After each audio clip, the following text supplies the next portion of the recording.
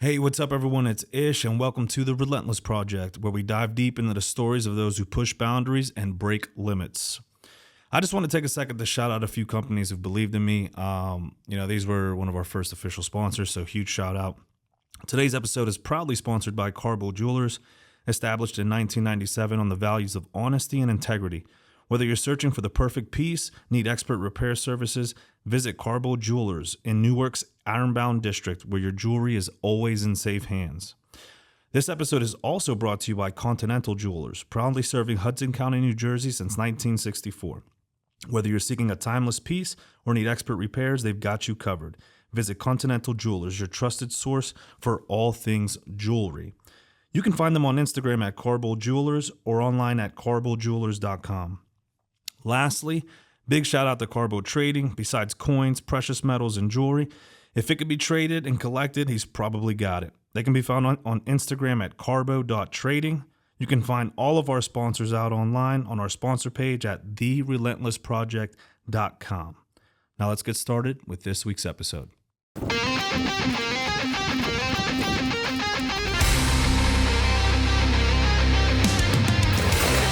are now tuning in to the Relentless Project.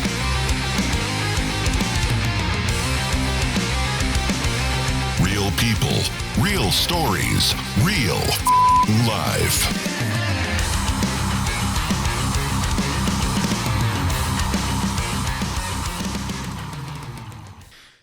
Hey, what's up, everyone?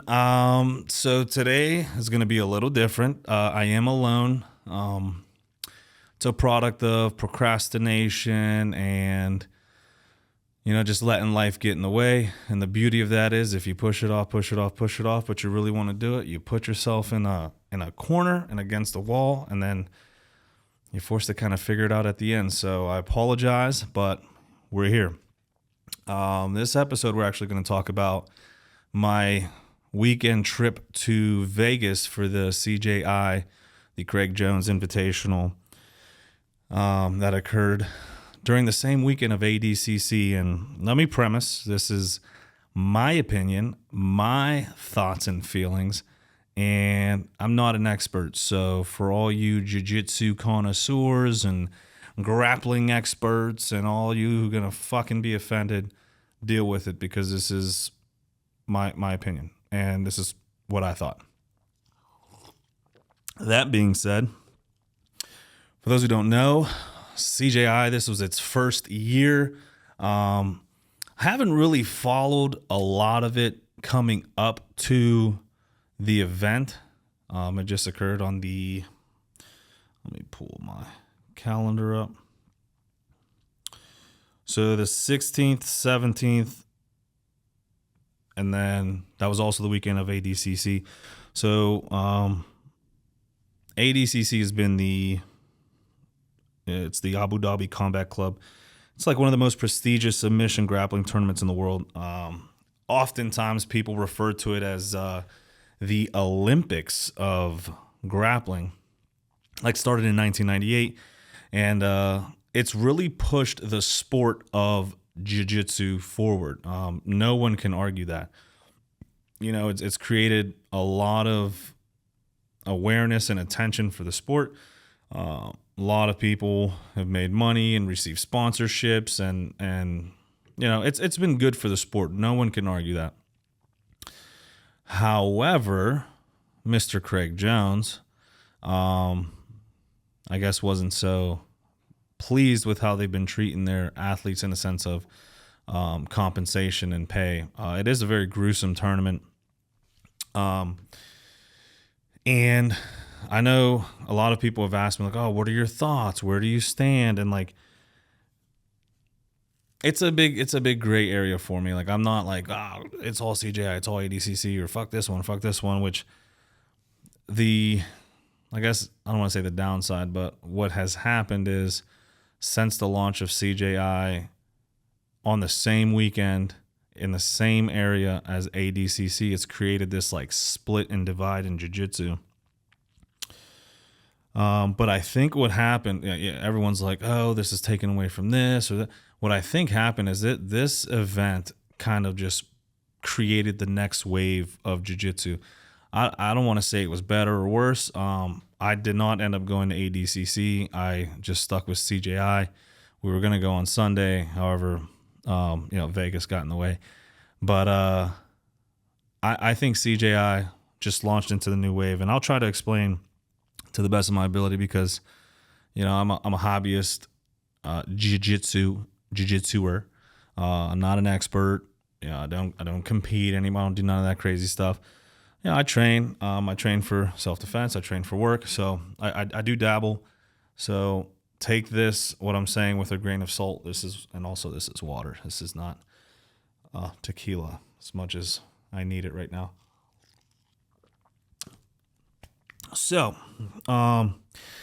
ADCC, well, I'll try to give you a quick little rundown of ADCC, but it's a very strict qualification process, and I'm probably going to get shit on for not being accurate, but there's like a West Coast trials and an East Coast trials, and you compete in all these tournaments. If you make it, then you get to the big show in Vegas, which happens every 2 years, which is cool because you get put on this big pedestal, you get put in this big stage, a lot of eyes are on you, and it's a great opportunity to jumpstart. If you want to make jiu-jitsu a career and you want to be known for grappling, it's not just jiu-jitsu, there's other grappling, any grappling's allowed, but for this lack of better term, just jiu-jitsu, grappling, I'll say grappling. If you want to make grappling a thing and want to be known for grappling, this has been one of the bigger tournaments to make a name for yourself. It highlights the international scope. It puts international eyes on you. So ADC has always been like the cream de la creme of grappling. And however, you go through all this qualification process, this strict process. You win East Coast trials or West Coast trials. You get to Vegas. You're grappling all day, waiting your turn, waiting around. Like this is probably 10 to 12 hour day ordeal where you're either waiting or you're grappling and then moving up in the bracket. You're putting your body through literal hell. You're submitting, you're consistently grappling. It's tiring, it's gruesome, it puts a toll on your body to win $10,000. After everything is said and done, the winner wins $10,000, which for me, I will gladly try to do that for $10,000. However, what would end up happening is, one, I wouldn't even qualify. But let's say I did. Two, I qualify, get completely destroyed for nothing. I paid for flights. I paid for hotel. I paid for food. I paid all this stuff just to get destroyed and nothing to show for it. So this man, Craig Jones, phenomenal grappler. Love the dude's energy, actually. Been following him more ever since the event. He kind of was like, that's bullshit. Like, this organization's so huge and they can only pay their grapplers $10,000, which in the grand scheme of things, I can actually agree with. I've always been the proponent of, if you got it, do it. And, I don't know the intricacies of ADCC, but how huge they've become, I believe they can do it. And Craig Jones kind of proved that point. Craig Jones was actually a 2-time ADCC silver medalist. So, he's been there, done that, got the t-shirt. And he just expresses dissatisfaction with the pay at ADCC. So he launched CJI, the Craig Jones Invitational. And what was cool about this is he was like, a winner of my invitational, he had the over 80 kilogram and under 80 kilogram. Winner gets $1 million. That alone is like, I will do some fucked up shit for a chance at $1 million. So that online caused a storm, like $1 million. Not to mention, because the dude is petty, and I mean that respectfully, Craig. I'm also petty. Anyone who competed automatically won $10,000 and $1. So if you competed in his invitational, guaranteed $10,000, and $1. So you have all these athletes at ADCC paying to compete, and then there's a small chance, because it's the best of the best, that you win 10 grand. And then you have the athletes competing at CJI, where you automatically win $10,001 just by signing up to compete and competing. That alone caused a big stir.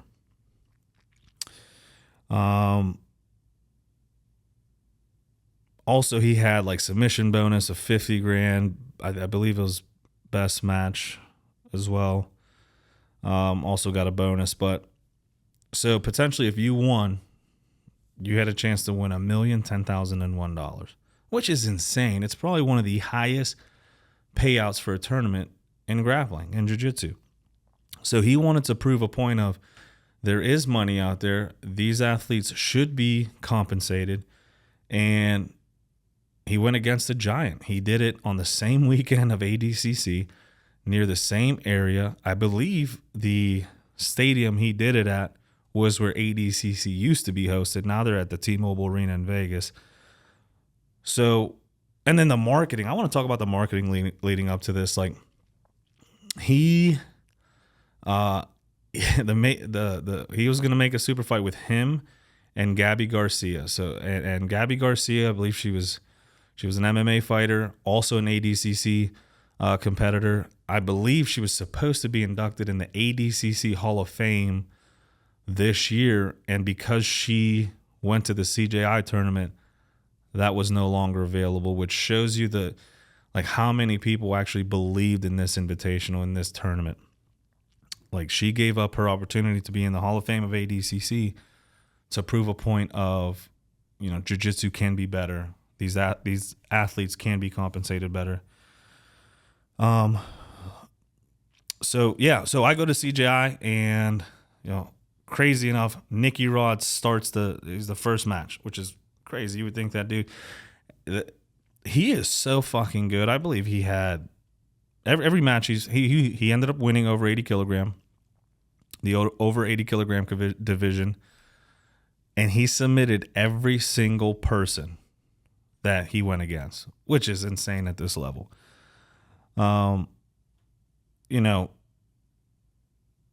Cade Rudo's match, which I've never even heard of this dude. I've heard of the brothers, like, in Pat, never seen them, couldn't pick them out of a crowd.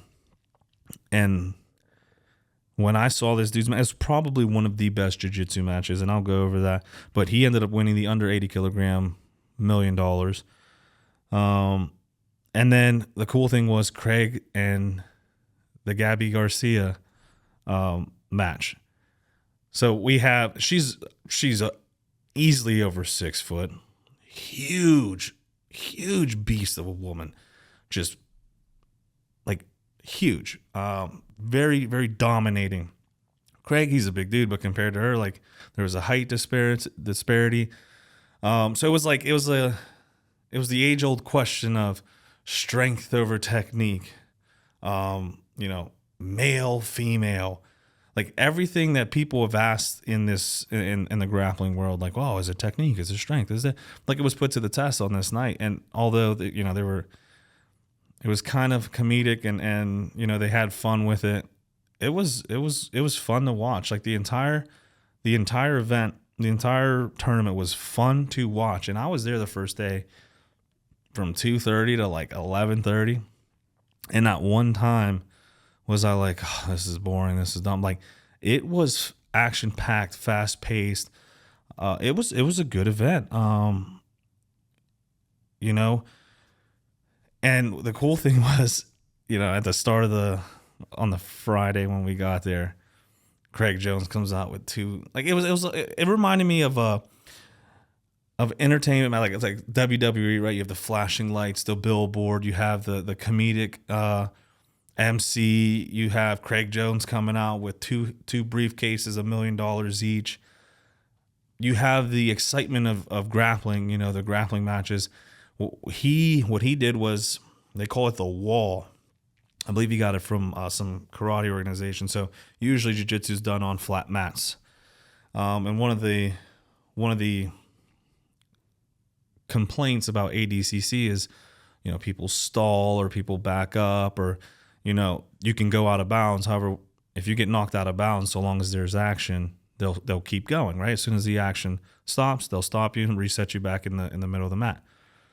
The cool thing about the CJI Invitational or the CJI event, it was a arena wall. It looked like an arena with angled walls. So like if you backed up, you actually punished yourself. And one thing they wanted to do is to limit referee interaction.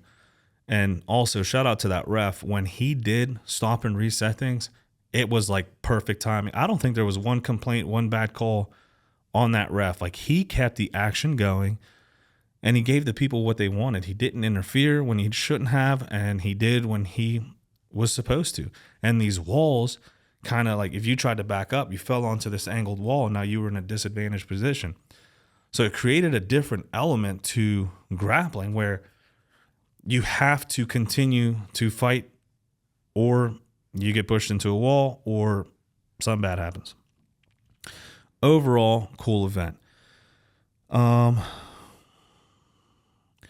So what I think this did, like, and everyone's like, oh, ADCC is better. It's prestigious as this. And ADCC is more of a, like, the serious event. It's very prestigious. But what I think, the only thing people could knock from the CJI event would be Craig and Gabby's match. They had an MC talking throughout, making jokes and stuff.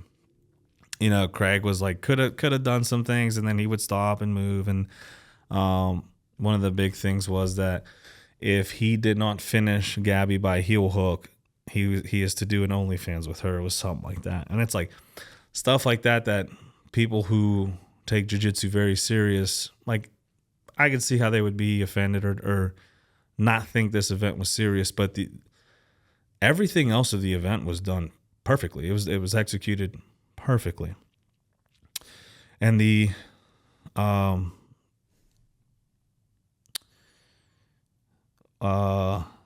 Cade and Tackett match, I believe, one of the most exciting matches. Them dudes went after it, submission attempt after submission attempt.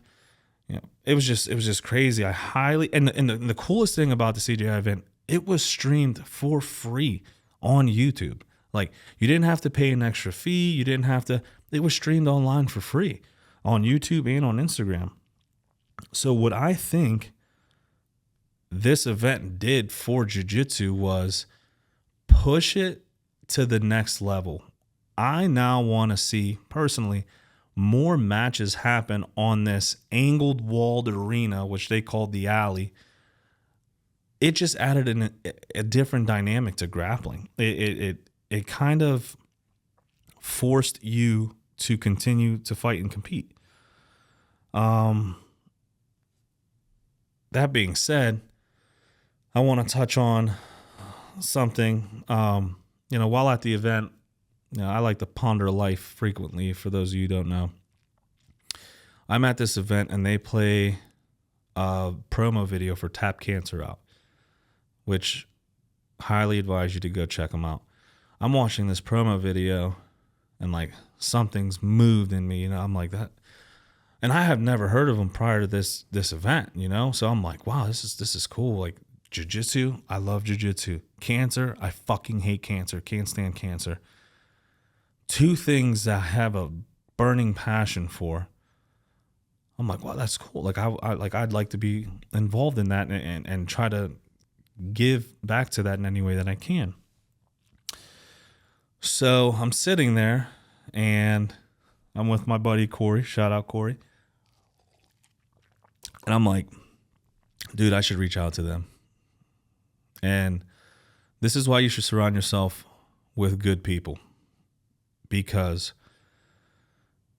I am doubting myself. I'm like, man, I should reach out to them. And immediately I tell myself, they'll never answer. They're such a big organization doing big things. Like, my message will get lost. Already telling myself that. And he's like, dude, do it. What, like, Do it. Message them right now. Like, what's the worst that can happen? I'm thinking to myself, like, what's the worst that can happen? They open it and don't respond. That will probably be the worst thing that can happen. Just not reading it, it's like, oh, they didn't see it. There's always a chance. But by them opening it and not responding, or responding, hey, thank you, but no thank you, like, that's the worst thing that can happen. And that changes my life. Nothing. Like, I'm not negatively affected. It sucks, it'd be something I'd like to be a part of, but that's the worst thing that can happen. So I'm like, oh, fuck it, I'm sitting in my chair, boom, boom, boom. I send him this message. I'm like, hey, Mish, with the Relentless Project, it's a podcast, blah, blah, blah, give him my spiel, and send it. Nothing. Okay. Put it in my pocket. I'm watching CJI. Take my phone out of my pocket. I'm looking at it. They opened it, and they're like, hey, busy weekend, which I understand. They're like, hey, busy weekend, let's talk after this weekend. Da da da. I'm like, oh, okay. Like, all right. So you're saying there's a chance. So I put my phone in my pocket. I'm like, yeah, okay, like, see it, like, it may pay off. Like, good thing I sent that. And then something tells me to check my phone again. I check my phone again, and it's like, hey, actually, like, where are you sitting? Let's link up right now. Let me know where you're at. And I'm like, oh, dude, I'm in this section. Long story short, we end up meeting. I end up talking to John Thomas. Shout out to John Thomas. Cool ass fucking dude.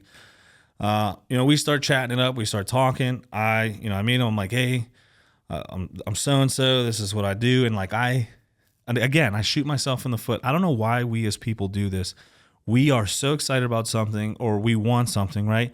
And then instead of just going all in, like, and it's ironic, right? Because I run a Relentless podcast, the Relentless Project. It's all about just shooting your shot, going for it 100%, right? But that being said, we're all human, and these little human traits fucking knock us every time. And I'm even guilty of this. And I'm telling him, I'm like, hey, yeah, I have a podcast. And then immediately I shut it down. I'm like, it's recently launched. I only have 47 episodes. I automatically catch myself doing that, and I just stop. And he's like, 47. It's like, dude, we tried to launch a podcast. We only got to 10, dude. That's a huge testament. Like, you're doing it. That's good. And immediately I tell myself, I'm like, why the fuck do I do that? So we start talking, and he mentioned, he'd like to partner, and well, I don't want to shoot myself in the foot, but we spoke ideas and good ways that we can link up and make something happen. And every year they have a day where everyone goes to grapple for an hour straight to raise awareness and raise money for Tap Cancer Out, which is fucking dope. So we're going to be talking on ways we can kind of get together and raise awareness for that. So shout out to John Thomas. All you guys, make sure you check out Tap Cancer Out. This episode I'm filming day of, so by the end of this weekend or this week, I'm hoping to have the page set up, the link, everything with that. And you know what? If it falls through, it's still a hell of an organization. They're doing great things. They're raising awareness for the right reasons, for the right people. So make sure you check out Tap Cancer Out. They're on Instagram. They have a website. Just overall good event. Yeah, Vegas was dope. Don't go to Vegas with a need, because you may just dive deeper in the rabbit hole. That being said, that's not why I went there. I did gamble a little bit. Blackjack, there's more to blackjack than meets the eye. I will say that. I'm sitting there with my buddy, and he's fucking obviously owning Vegas, and I'm sitting here getting owned by Vegas. And I like to think that I know the rules and some strategy to blackjack until I sit down at the table, and then I'm like, nope, wrong. Splitting and doubling down and playing the bonus and all this stuff. It's just do some research before you go there, because I did end up. So long story short, not the worst thing that could have happened. Could have been refinancing my mortgage. If you have a gambling problem or addiction, make sure you call 1-800-GAMBLING, I believe it is, or look it up. It's a serious thing. Gambling addiction is fucking crazy. I literally saw people in tears at tables and shit, and I'm like, fuck. Like, Vegas is a city that can... I love Vegas. It was so beautiful. Everything's so big, so many lights flashing, the entertainers, like even in the street. We walked by this guy playing the saxophone every day, and he's playing Kenny G, and it sounds just like Kenny G. And this is a dude on the street. Like, there's so much talent that goes unnoticed in this world. And that's why I love the idea of this podcast, because I'm trying to talk to quote unquote everyday people, right? People who walk down the street, and if you looked at them, you'd never bat an eye. But everyone has greatness within them. Everyone has a talent. Everyone is good at something, or can be. Everyone has a story that can motivate, push, inspire. Like, everyone does. And we walk by people every day without talking, without caring for conversing. Is that a word? Well, if it's not, let's add it to the dictionary. We walk by all these people, and there's so much to be learned and shared with people. I'm walking by, this dude's playing the saxophone, killing it. This guy's playing drums on a bucket. Phenomenal. And like, I wish I could have just interviewed every single one of them. Like, what's your story? Like, how did you end up here? What are you doing? Where do you want to be? How, like, I would love to do that. And maybe that's something I do. Like, I hate talking in front of a camera. Believe it or not, I don't enjoy it, especially by myself. I feel like I'm talking in circles. My head is completely blank. I'm just like shooting it from the hip. So like, the idea of me going on the street and doing interviews, like, never been a fan of that. Like, when I see it online, I'm like, how the fuck do these people do that? Like, there's no fucks given at all. So that's not something I've always been comfortable with. But again, maybe I should step out of my comfort zone a little bit. Got to walk the walk if I'm talking the talk. So that'd be something. Maybe that'd be a segment we do. Relentless hits the street. TRP hits the streets. And then people tell me to fuck off because they don't want to talk to me. Whatever. Yeah. Another thing I wanted to mention. Excuse me. Gross. My buddy gave me this book a couple months ago. It's called Don't Believe Everything You Think by Joseph Nguyen, I believe. I don't know how to pronounce it. I apologize. And this book changed my life. I can't even put it into words. It talks about how our thinking is just a perception of reality.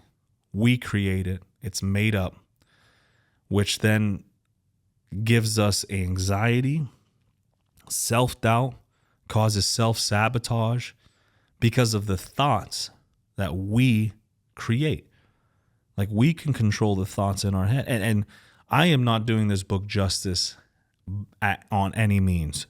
I highly advise. It's a short book. You can probably read it in a few hours. I listened to it on audiobook, and it's really had me. It has me considering a lot of things in my life and how I move and how I operate, because my head is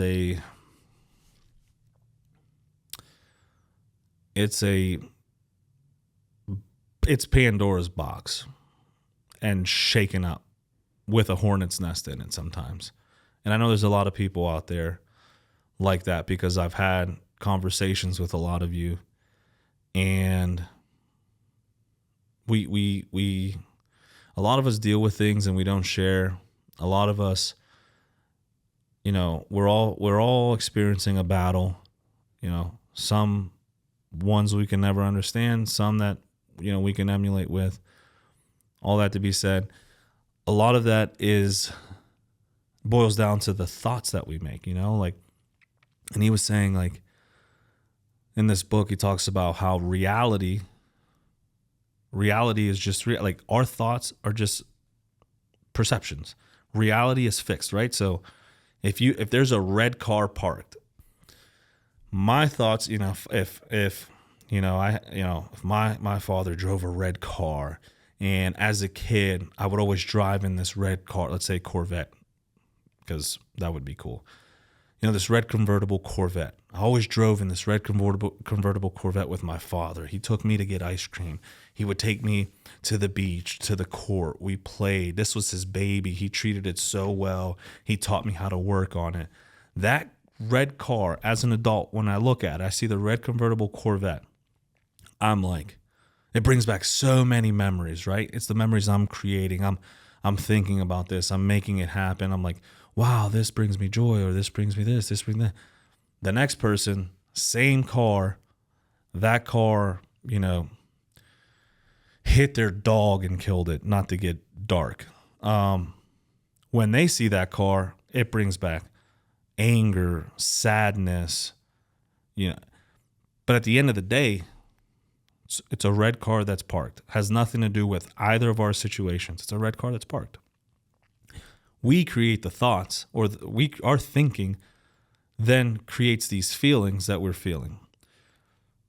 So he goes way deep into this concept of clearing your mind and acknowledging these feelings that you get, acknowledging the thinking that you're doing, and then letting it go. Like letting it go and taking what it is for what it is. It's a red car. And that can boil down to, like, anxiety or depression, right? Which are real things. But if we can start pushing through it, you have a big job interview and you need this job. This is everything to you. He also talks about how we're able to tap into unlimited intelligence by clearing our minds and allowing thoughts to come in. Not our thinking, but thoughts. When we think, we cloud our thoughts. We cloud because we're starting to pollute our brains with, oh, what if this happens? Or what if this? Or what if I don't get the job? Or what if? You have to just let that stuff go and just allow the thoughts, allow the universe or God or higher power, this, he talks about this unlimited intelligence. I'm a God-fearing man, so I believe it is God. All things are designed for good. And if you just allow things to happen, not with putting our input into it, but just like, hey, the cards are dealt, you play them to the best of your ability. And if you continue to do that, good things will happen because everything's designed for good. This world's designed for good. We as people fuck it up. And whether you're a believer or not, or whatever religion you believe in, it's safe to agree that the majority of people believe in a higher power, something bigger than we are. So just by doing the best that you can, not allowing the negative thoughts and negative things to influence you, by design or by chance, good things are going to happen. This book, like, it was just so good. Like, I'm sitting there. I literally never felt more peace by the end of this book, because I'm actively listening. I'm actively doing the practices. I'm actively, like, I felt so calm and peaceful, and it's just hard to explain. And then the plane lands, reality sets in, and, I'm new to this principle and concept, so then everything comes rushing back, and then I'm like, fuck.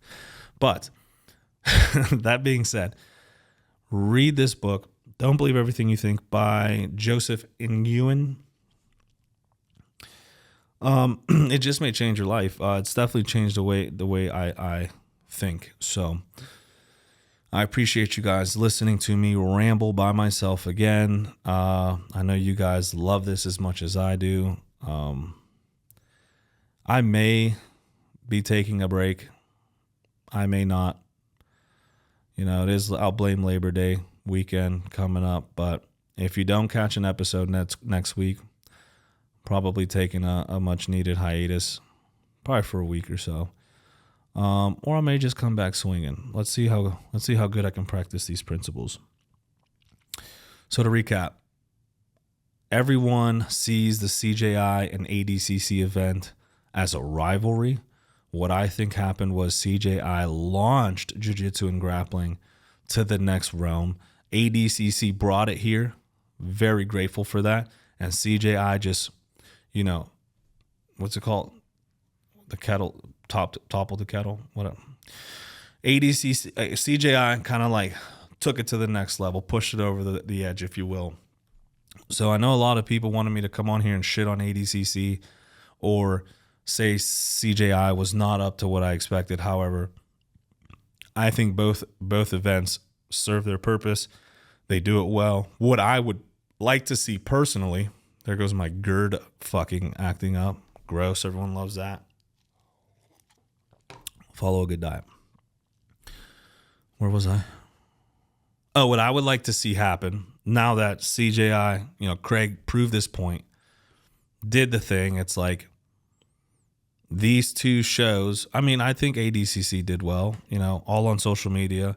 Gordon Ryan, who is associated with ADCC, was shitting on Nicky Rod and the B team, who were associated with CJI. Like, they're bumping how we had more numbers, we had more streams, we have more this, we have more this. Oh, another cool thing. CJI, this is how petty Craig is. Gordon Ryan did a raffle for his Miata. A dude from Stout in Pittsburgh actually ended up winning it. And then somehow Craig got a hold of it again, brought it to his show and raffled it off. So Gordon Ryan, who's with ADCC, had his car given away at CJI tournament. Like, there was little things like that Craig did that just added an entertaining aspect to everything. So again, sorry, back to what I would like to see happen is CJI stand on its own so that athletes have more opportunities to compete. Because what ended up happening is a lot of the athletes who signed up for ADCC ended up bowing out and going onto the Craig Jones Invitational. So ADCC lost a lot of athletes. So that's why that rivalry was so intense, because CJI came, announced all this, and a lot of people were like, oh, fuck this. I'm going to go get paid and grapple over here. I'm going to get similar recognition, but I'm actually going to get paid. I can fight for my life and possibly win $10,000, or sign over here, get $10,001 guaranteed, and possibly win $1 million. So I can see how some people would be upset with that. And, I've heard the arguments of there was a lot of watered down competition at ADCC now because all these people left. There was just one team over there. Like, wherever you may fall on this side, wherever you may fall on the coin, you cannot knock that this event, the CJI event, launched jiu-jitsu and grappling as a whole to another level with that alley, with the entertainment aspect. It was cool. It was cool overall. I would encourage you guys to read that book or listen to that book, reflect on its message.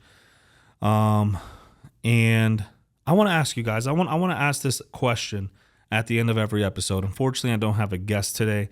However, I would encourage you at home to really think about this question. If you had an infinite amount of money, already traveled the world, had no fear, and received no recognition for what you do, what would you do, or what would you create? And don't think about it. Whatever comes onto your mind, like, don't think, well, if I hit it. No, clear your mind. That first thing that comes in, that passion, that joy that you have, like, if you had unlimited money, so you don't have to worry about getting paid for it. If you already traveled the world, so you don't have to worry about, oh, I would like to do this so that I can travel. If you had no recognition for what you did, so like, it didn't matter. Oh, I want to do this because I want people to view me at. No, that don't matter. What would you do, or what would you create? If none of those other things mattered, what would you do and what would you create? Don't think about it. Just do it. Thank you everyone for listening. I appreciate you guys more than you know. I'm trying to build my YouTube channel. It's youtube.com/@Relentless PRJCT. If you guys could go on to YouTube, subscribe, like, go onto the website. I'm going to be launching merch here. I'm trying to do a lot at the same time, but please subscribe. Please review the podcast if it's something you like, if it's an episode you agree with. Leave a review. If there's stuff you don't like, stuff you didn't enjoy, fucking message me. Talk to me. I'm one of the most approachable people you'll ever run to. So any questions, concerns, things you'd like to see, things you don't want to hear about, message me. We can talk about it. We can always talk about it. Share this podcast with your friends, with your family if you think it's beneficial. If not, don't. At the end of the day, I just hope to reach one person. So, I appreciate you all who do message me now, who give me feedback, whether it's good or bad. Those who recommend different guests. That's another thing. If you think there's someone you want to be and you have on here, let me know. Hey, you should have so-and-so on. Lucas Siebert, shout out Lucas Siebert. He's like, you got to get Josh Ramirez on. I'm like, all right, cool. I reached out, dude got on, great story. So I've had a few of those. Griff, who was my last episode, he was like, hey, dude, like, is it cool? Fuck yeah, it's cool, bro. Like, do you got a story? Yeah. All right, let's talk about it. I thoroughly enjoy talking to people. So if you have someone you want to see on here, let me know. So again, I'm Ish with the Relentless Project. I appreciate you guys. I love you, and I'm out. Later.